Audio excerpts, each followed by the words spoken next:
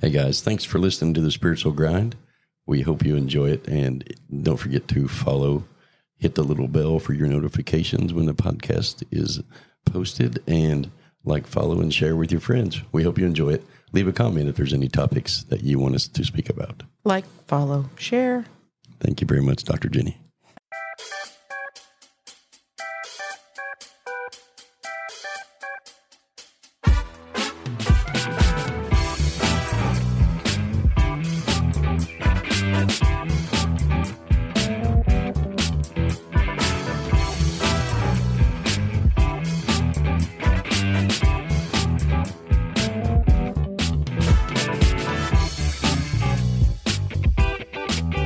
Good morning, Dr. Jenny. Good morning. How are you this morning? Superbulous. Superbulous. That's the word you brought up in the last podcast, right? I think it was a little bit different, Was it? actually. Oh, okay. Good morning, everybody. Welcome back to the Spiritual Grind. We are living life large lately. We're doing quite extravagant things in our life. We are? We are. Oh, where am I? You're with me. I'm just bringing in the cool terms like living large, and those things into our life that we can kind of tie that younger generation into the spiritualism of the world. Do they use that terminology? Maybe. I feel like they don't. You don't think they do? Nah, I feel like that's one of our terms. Oh, you don't think that's maybe a dad comment? Yeah. Oh, well, maybe that's going to... I feel like the newest generations really don't have a need to talk. They kind of don't, because they've desocialized themselves with games and online stuff. And yeah, I mean, I feel like they just... It's definitely put evolution in a different place. Yeah, they're a totally different being. I totally agree with that, Sometimes it's hard to understand them. Like, for sure. Totally. Like Valley Girl type stuff. So today... Activate Cyndi Lauper. Oh, Cyndi Lauper activated. Beep. That's what Alexa would say. Let me get out my black fishnet pantyhose and glove. Okay. Alrighty then. Your white glove. And multicolored hair. Oh. Well, today's topic is kind of what I want to talk about is pop-up windows for unintended consequences. Pop-up windows for unintended consequences. Those things in your life. Like when you're on your computer and you get a pop-up that says that your computer is infected with viruses and you need to click on this button. And then when you click on it, it's a virus that you're downloading to your computer. The trickiness of it, because it's unintended. You think you're doing something good when you really don't. Well, okay. What a cycle of levels. If you say so. Okay. Why, do you have something to add to that? To talk about with that? Well, unintended consequences have definitely a couple of viewpoints and angles you could come at them. It depends on the various levels of awakening where you're at. I agree. Lower level or less awakened individuals could very well perceive them as unintended consequences. Well, the reason why... As you evolve and grow, you'll recognize and realize that nothing is really unintended. It's Agreed. All divinely orchestrated and planned, and the, so to speak, consequences are exactly what you intended to experience. So what brings it into my reality of thought is, I have a client that made a comment to me yesterday and said, I've been doing the practices that you told me to do, and it's working out quite well. But what I've noticed is it has a tendency to be overpowering to other people. And I was like, well, that's an unintended consequence, and it's your perception on how you're viewing it, probably, out of a belief that you have within you that what you're doing is overpowering. Because the reality is you don't affect anybody's reality unless they allow you to. And the only reality you can truly affect is your own. And so it's how you're viewing it as a negative and because of a belief system that is causing you to hesitate doing the practices that we talked about. And that's kind of what brings it into my reality. And because I was thinking about it this morning, I woke up, in that thought of, are there truly unintended consequences? I mean, because there really can't be, because I've heard many people talk about it before, is when you do the chain reaction events and those things, when you start doing clearings and all that. And I'm not quite sure that I buy into that concept. The unintended consequence concept? Yes. Well, you probably don't now, just because you've evolved and grown. Great. My knuckles are going to be dragging the ground soon. To the next level. You'll find yourself with an illogical perspective when something really no longer fits. Agreed. So what you're experiencing is, there was a point in time in your journey where that made sense. Yeah. That perspective of, I had this consequence, and consequences can be positive or negative. Totally agree. I had this experience and I didn't think through it completely, and this one aspect of the experience popped up and kind of surprised me, therefore labeling it an unintended consequence, for lack of a better terminology, positive or negative. It currently feels like it holds a little bit heavier negative connotation. For me? Just in general, in the conversation we're currently having. Because if it were a positive consequence, there usually is not a need for in-depth conversation unless you're excited about it and want to, cheer about it. And, hey, I did this, and oh my God, this happened. It was amazing and wonderful. Yeah. That has a different vibration than I did this and I experienced an unintended consequence. Yeah, I agree. They hold two different vibrations. I agree. Back in the day, I used to think, man, if I do this, this will happen. And when I did this, this happened. And I used to sit there and try to figure out ways, because I didn't want to affect anybody else's reality negative. And when I would do things, I would always stop to think about the many layers of chain reaction that could happen. And I would, of course, try to build the scenarios and thinking with the quantum physics of all these scenarios are going to be created individually. And it all is all up to which one I align with.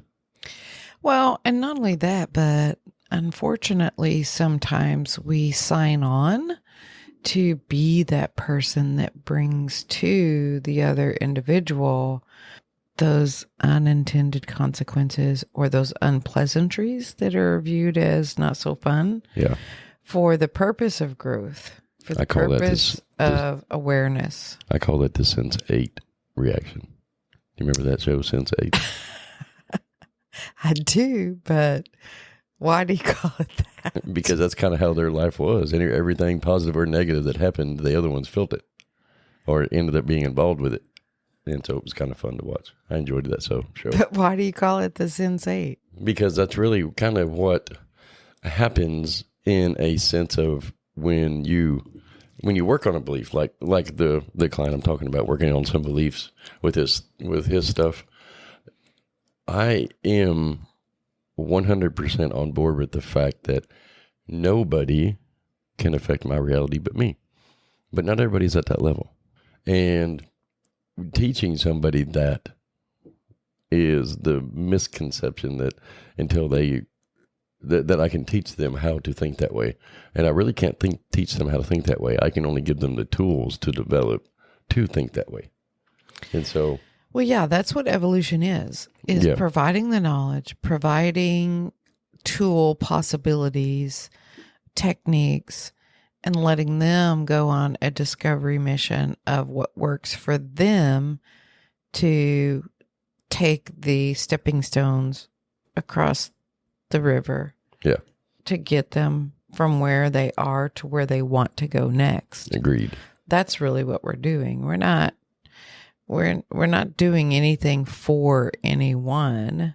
We're just giving them the information and possible tools they could try, possible techniques they could try to get them from where they are to where they think they want to be based on their guidance system, be it emotional or higher self or whatever, in their awakening journey. I totally 100% agree. And we're learning ourselves along the way as we do it, because it's a dual experience. If I interact with a human and I'm providing some sort of channeled information, I always learn something about the layers of myself. Agreed. How did that feel? Or what was my thought on that? Or what did that?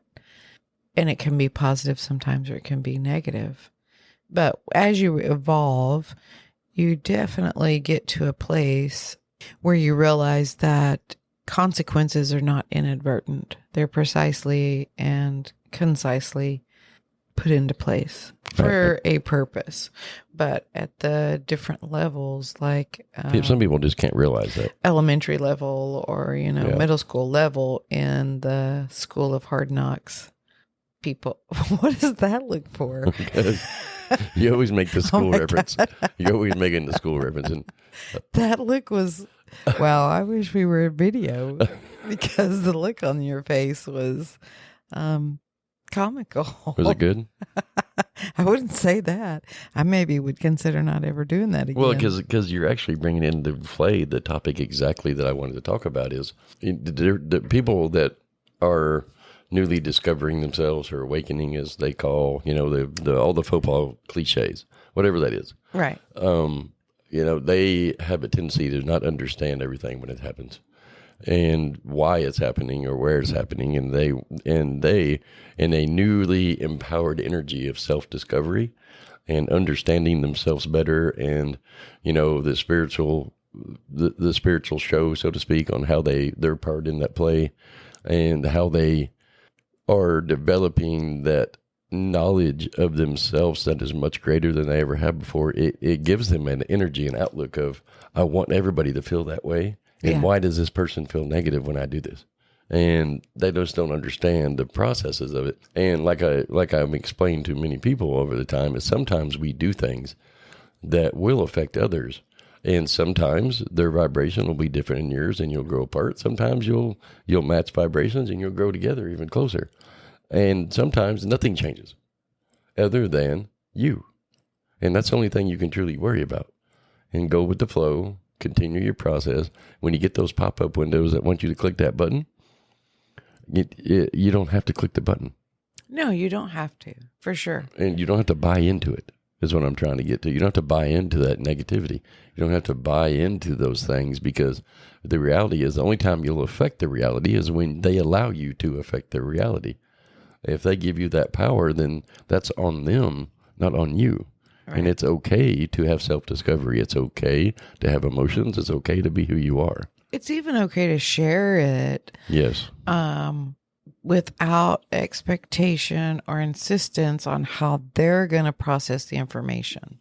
Agreed. In other words, if you go and share something that's exciting to you and you're excited about it, you go and share it with your best friend or your mate or, coworker, and they don't have a certain behavior about it, or they even have a negative response to it.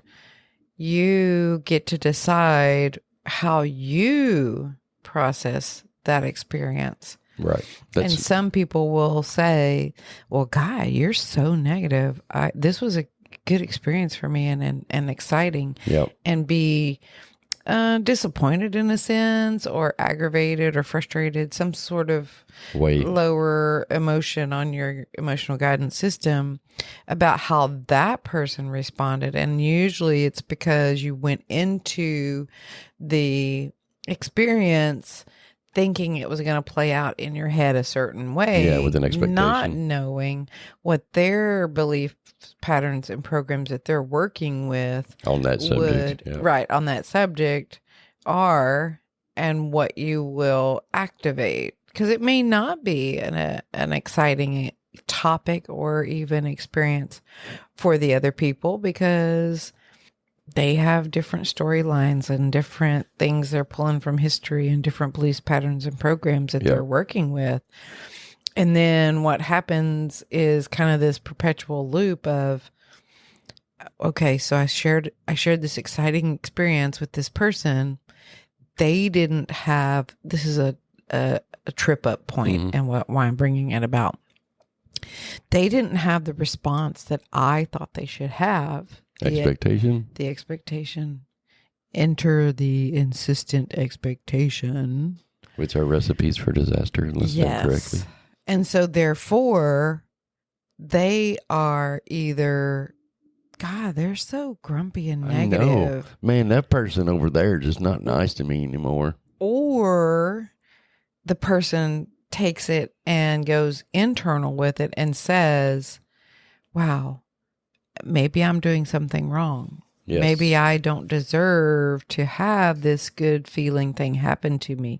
Maybe I am not worthy. Maybe I am the abnormal one. Maybe I'm the problem. I shouldn't have done that. And so it can go both ways. Agreed. You can get to a place where that person you shared with is just not there yet. And you can see the relationship kind of dissolving and dissipating. Yeah.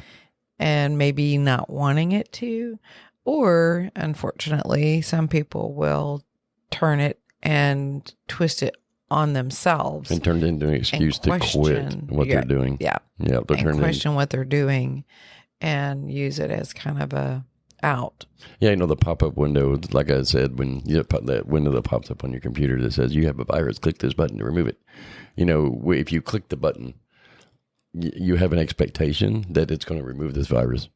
And really what you're doing is creating an open door for bad things to happen, because you have now clicked this button with an expectation that something's going to happen. And that's kind of how I described it in you know, the interactions, is you get to understand that these things pop up and you cannot turn it against yourself, because your reality is only affected by what you do, not by what other people do, unless you give that person or other people the power to affect your reality.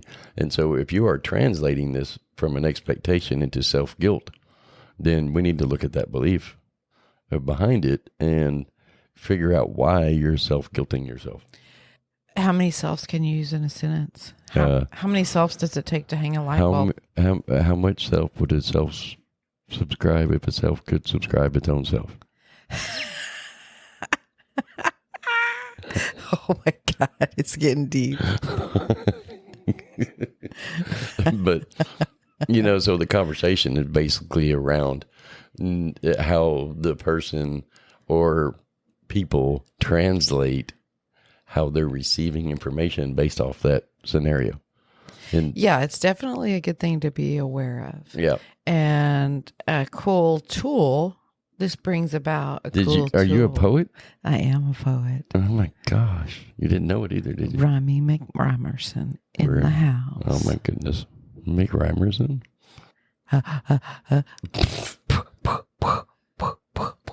That's the worst beatbox ever.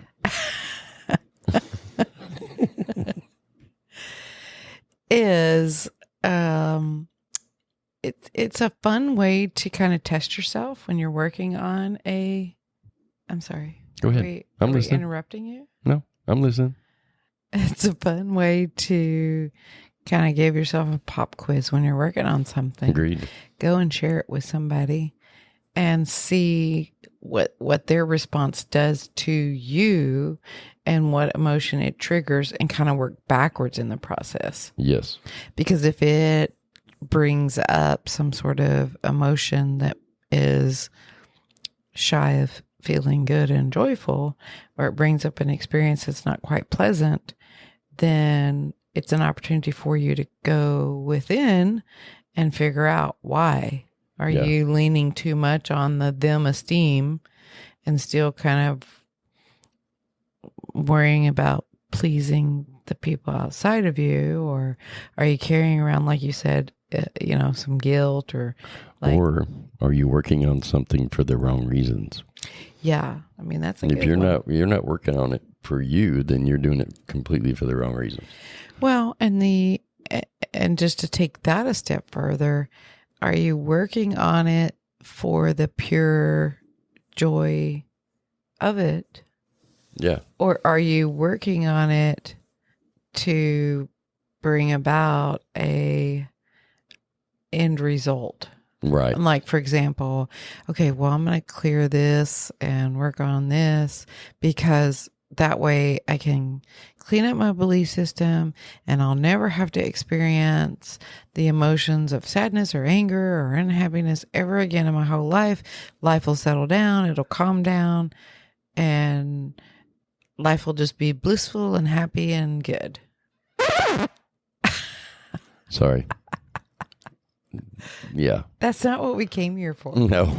And so that's a very, that's an expectation that trips a lot of people up. They think that their goal or their mission is to get to that place. The reality is that we already know what that feels like. We've just allowed ourselves to forget. Right. No. So that we could come here. Agreed. And so you're basically wanting to go back to the place where you came from. And that's not really how this whole game works. No, see, that's one of the conversations that I had was you are not here on this planet to live experiences through others. You're here on this planet to live experiences through you that have players in those experiences that are others.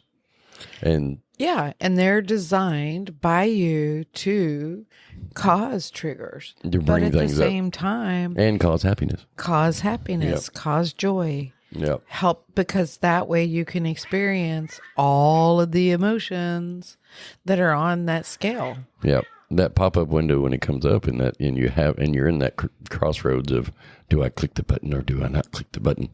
Okay, what happens if I click the button? When am I going to click I mean, they go through all this mind, and the reality, the simple truth of it. I want to say that, not reality. I'm going to quit saying reality so much because reality is really one of my words that I use reality a lot on. And in my reality, it's way too many realities. Golly. Well, the reality of it is, the simple truth is I say reality way too much, and I'm sorry, everybody that listens.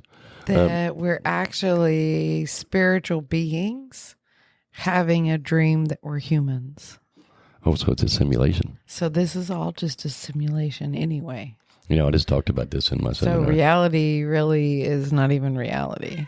We just went over this in my Power of Thought school about how when something comes into your reality and you have a thought, and that thought becomes a simulation in your mind. Like, for example, you say to yourself, I'm hungry.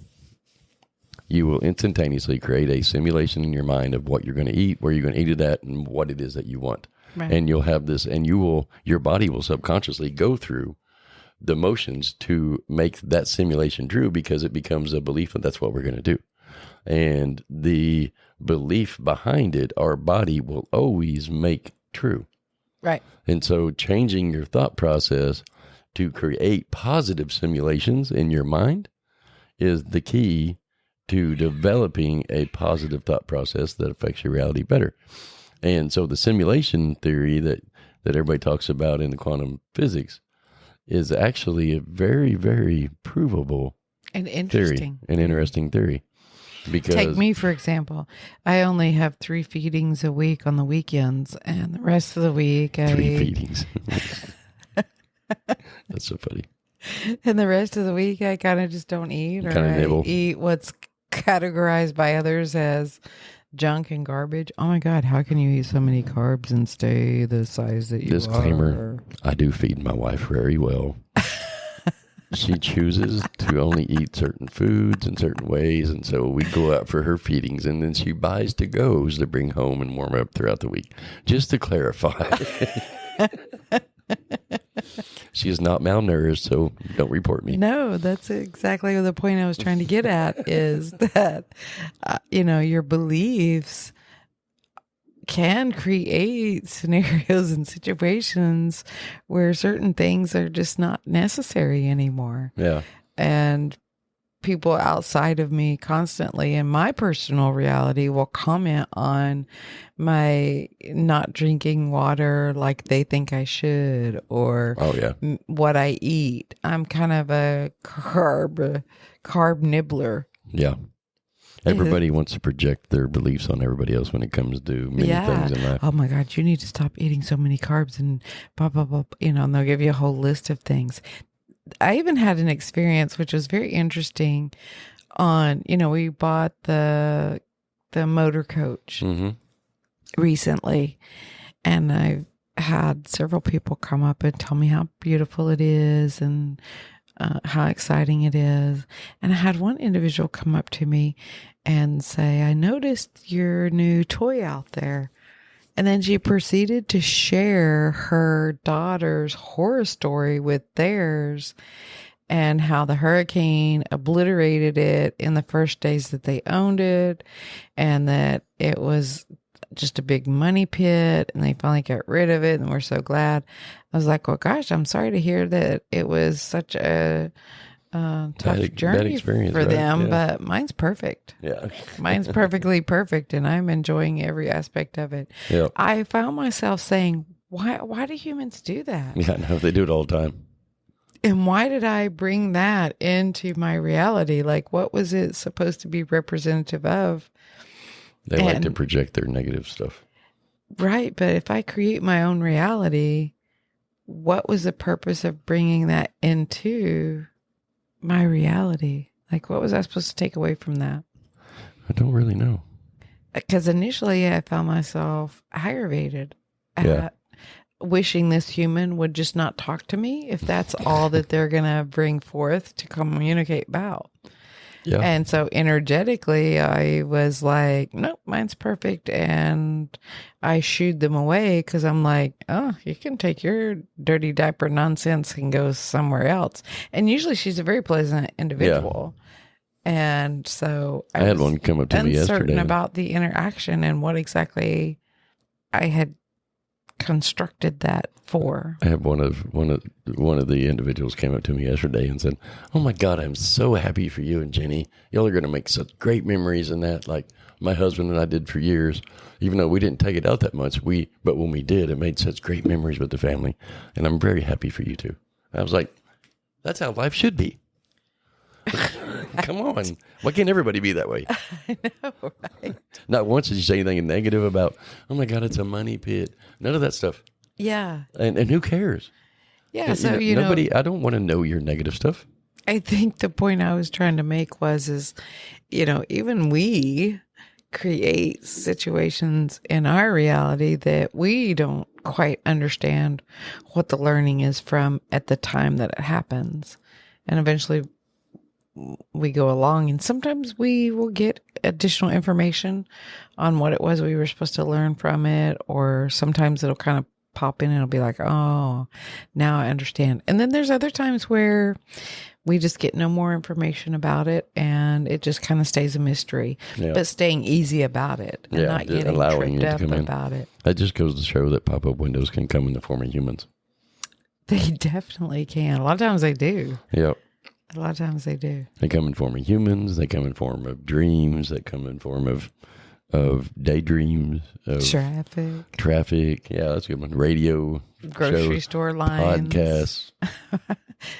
It can be anything. Electrical, computerized equipment. Now, what you do with that podcast is up to you. Or what you do with that pop-up, not podcast, but pop-up is up to you and how you look at it and address it. But, the reality... See, I say reality way too damn much. Golly, in simple terms, we have options, and we create places in our bubble when we work on our beliefs that gives us options. Always, we are always in control of our reality, and we have options. It's how we choose to use or exercise those options, or view them that can create a easier path or a non-easier path, but it's really up to our beliefs and our options that we choose to take on it. Yeah. And when we come to a point of these pop-up windows, keep hitting the same topic, and you just keep hitting the little X in the top right-hand corner. Yeah. instead of looking at the whole document, it'll keep coming up because there's something that your higher self is trying to show you. But that don't mean click on the button. That just means you need to look at that belief. So why it's popping up. Yeah. And maybe you can get ahead of the game a little bit. Right. Yeah. It's usually a big indicator that you're ready to look at it and ready to discover the added information. Being open and receptive to them too. Yeah. Yeah. From a place of, well, definitely not from a place of fear or, I don't know, the word eludes me. I guess what I'm trying to say is when the event keeps occurring, looking at it from an exploratory perspective and a curiosity rather than a fear-based, dreadful perspective is also very helpful. Yeah. Because then you can actually squeeze out every ounce of knowledge and education in a positive manner. Yeah. So I agree. You know, the pop-up windows, when they become identifiable, like when it's something that be in a person, on a computer, and whatever that is, when the pop-up comes to you, it's because you're being open and receptive, and you should embrace that in a positive manner. Yeah, definitely. I mean, and we've talked about it before. Information is always being given to you. It's just, are you open and allowing it to come in? And it can come in many, many different forms, including pop-up windows on the computer, literally. Yeah. Like if you are trying to access a program or get on the computer and you keep having some weird pop-up window. Damn McAfee. You might want to look at the symbology of that and say, okay, why is this happening? Because as soon as you will, I know for me, when I've had an experience that I'm enjoying that's a repeated experience, especially with like electronics. Yeah. The minute that I stop and look at it and say, okay, you know what? This is a symbol of something that I'm ready to look at. Then additional information will come in and I'll be able to determine what it's representing. And the minute that I make the correlation and the acknowledgement and the awareness, the computer, for example, will begin to behave correctly. Yeah. It's amazingly magical, and it makes me it makes me laugh and chuckle. How the different types of information can come in, either literal or in a symbol. Yes, I totally 100% agree. So it's always a good idea to look at each scenario, person, place, event, when it's feeling a little off or wonky, and look at the literal standpoint of the information coming in. Is there a literal translation of the language, the verbology that's being given to you, or is it representative of some sort of symbolic representation? Because as we well know, English language words themselves have multiple definitions. Yes. And depending on the flexion in your voice can have multiple different meanings in the English language. Totally agree. So it's just a good idea to look at it from a Sherlock Holmes. From a different perspective. Yeah. Yeah. I totally agree. Now, the other part of pop-up windows that I wanted to talk on is when we choose to, so let me back up. We've created a pop-up window that brings to our reality a topic, and then we have a belief, and then we engage in that belief. The thought of the domino effect behind it has sometimes, in my experience, hinders you from truly looking at it deeply, because you think you develop these thoughts of, oh my God, if I do this and this and this and this and this is going to happen. And, and one of those things you don't like. And so it stops you from engaging in it. And I see this a lot in people and I've done it before, I've done it. I'm sure you have too, to where you don't decide not to look at a belief because of how it's going to affect others. And in a perfect world, I can tell you, we shouldn't do that. We should always look at our beliefs, but we have a tendency as humans to do that a lot. And it's okay for you to stop and say, listen, I want to have no intended consequences based on this pop-up window. I want to look at the belief properly, and I want to look at it wholeheartedly and stop for me getting these repeated pop-up windows. Like when we can make it, we have to make it okay, I guess is what I'm trying to say. Either way. Okay. That was the roundabout way of getting to it, because the fear belief behind it of having a domino effect that affect others in either positive or negative ways can hinder you from truly living at that belief. I mean, if you're living your life based on the concern that you're going to negatively affect other people, you're still living in a template that's outside of yourself. I agree. And that's not necessarily always the healthiest way to go about it. It still keeps you trapped in a grid of them esteem, in a sense. Yeah. And it will prevent you from or cause hesitation on your growth and development.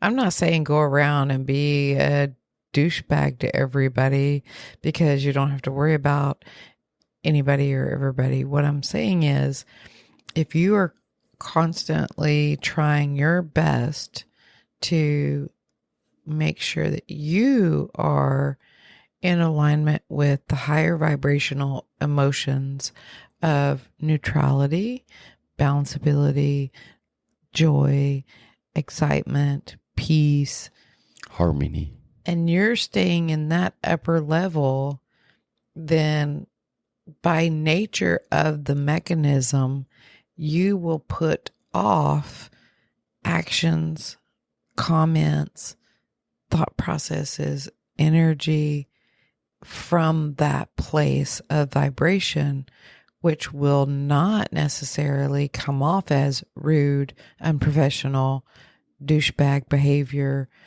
You won't act that way. Yeah. If you're truly looking at yourself. And that's why I always go back to the premise of it starts with you. Yes. Every situation, every circumstance, every event starts with you, continues with you, halftime show ends with you.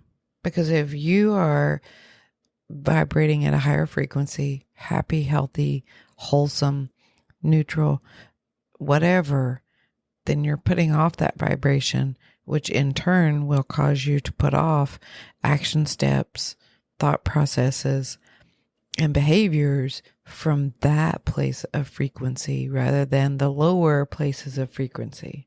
I agree with you 100% on, well, let me back up a minute. When we live an intentional filled life and we are vibrating at that higher level, we should be at an awakened place when we have pop-up windows that come up in any form or fashion, that we can look at it in a positive manner and realize, like you said before, that this journey is not happening to us, it's happening for us. And we can look at it from a better open 360-degree radius of awakening processes and having a better, greater understanding of why it's happening when we stay positive about it. You agree? I mean, should is a word I don't generally like to use. Everybody's on their own journey, and there is no should. Each individual could play with that concept, but there are people that are not there yet. Yeah. And the way we go about things is not the all of all books on what this is all supposed to look like. So should needs to be not a word. Are you saying that I am not God? Because it is an indicator that if you're not doing it this way, then you're doing it wrong. I agree. And you're right. That's not the energy I want to put out there. So the should word, hey, do you, whatever that looks like. Yeah. Because it's all correct. It's just about being open and receptive. It's all right. Yeah. It's all. You're not doing anything wrong. I mean, even if it feels kind of junky, perhaps that's where you're supposed to be for your own evolution. And you're doing it on your own timeline as well. I think that's where, like when I work with people, they have a tendency to want to rush through it. They want That's it all, to, folks. They want to. I use one. Are you? What are you? I couldn't help it. I couldn't. All I could see was that little character that says, "That's all, folks." I mean, are you making fun of my stutter? Kind of, because it was funny to me. That's my pop-up window of disrespect. I'm kidding. I'm kidding. Your issue, your problem. I'll see you later when you're done working on it. Now I lost my train of thought. What was I going to talk about?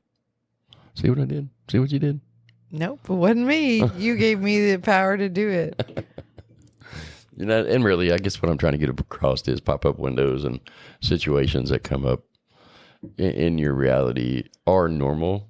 It's not something that you have to view negative or a big stop sign in growth or any of that stuff. Just it is what it is, and to be open and receptive to it is the key to unlocking that pop-up window's power in your reality. Yeah, I mean, I think the overall message to get out is that if you see repetition occurring in your reality of a circumstance or event or a message, it may be time to stop and look at it and see what is it trying to tell you, show you, that you may be ready to explore deeper because you've asked for some sort of change or some sort of advancement in your journey. And when you look at it, being open and receptive from the vibration of curiosity and exploration instead of from a place of fear. That way, all of the information has an opportunity to come in and be identified by you in an easier way. And you can then begin to have a deeper understanding about yourself and why this particular topic is popping up in your reality. And then you can choose from there. Do you want to change it, modify it, or own it, or keep it? Yeah. Or completely dissolve it and replace it with something else? Yeah, I know where I was going with my thoughts. Is everybody, we have a tendency to project our human timeline on things. And when things happen like that, we expect it to go real fast and we want it to get it over with quick. And what everybody needs to understand is your timeline is created by yourself. Yeah. And if you humanly interact into it, then you're going to cause your own self-frustration because reality, I said it again. Golly, I had one goal today. Is it not to say reality? I had one goal. It's kind of like when you buy that car that's orange, then all you see are the orange cars. Yeah. Never once seen a motor coach in Florida until we bought one. Yeah, so I would be curious to see where this journey takes you. Yeah. What is it about reality that keeps you from being okay just saying it repetitively? Well, I'm sure people get tired of hearing reality. That's the story you're creating in your head. It is. That's a pop-up window for me. It's a pop-up window. Maybe I'm running from reality. Maybe you have an opportunity to look at it and see what it means. I think the simplified steps of all of it for me when I get a pop-up is to stop and look at it openly. Any jukes left, ladies and gentlemen? I did. I dove away from that topic. I just wanted to bring up that topic because it had been in my reality for the last couple of days from a couple of people and myself. And I see it happening all the time. But I think the pop-up windows of life are part of our awakening process. I'm not going back to that topic, so you can take the smile off your face. Oh, okay. It's your reality. Oh, here we go. Anyway, so on this topic, on the pop-up window topic, I feel pretty complete. What about you? I am always complete, sir. You are. Do I complete you? At times. Oh, nice. How often? How many times? I'm not at liberty to discuss that. Okay. Hey, we appreciate you all listening today. As many times as necessary. When you allow me to be. Hey guys, don't forget to look us up on our website, the www.themerccenters.org. That's Themerccenters.org. And you can look us up on social media at the Merck Centers, spelled the same way. We're all over the place, Facebook, X, all of it. So our social media and media coordinator, director, marketer lady is taking care of all that for us. And, you know, she She's just bugs us. amazing. She just bugs us all the time for content. And so... Yeah, we probably frustrate the shit out of her because she'll ask us for something and we don't give it to her for a couple of days. we're probably like the ridiculous customer that won't do what she's telling us to do and then expecting some sort of result out of it. She's like, help me help you, man. And don't forget to like, follow, and share. And ring that bell. And that gives you the notifications for when we post a new podcast. We appreciate you all, and you all have an awesome day. Love you.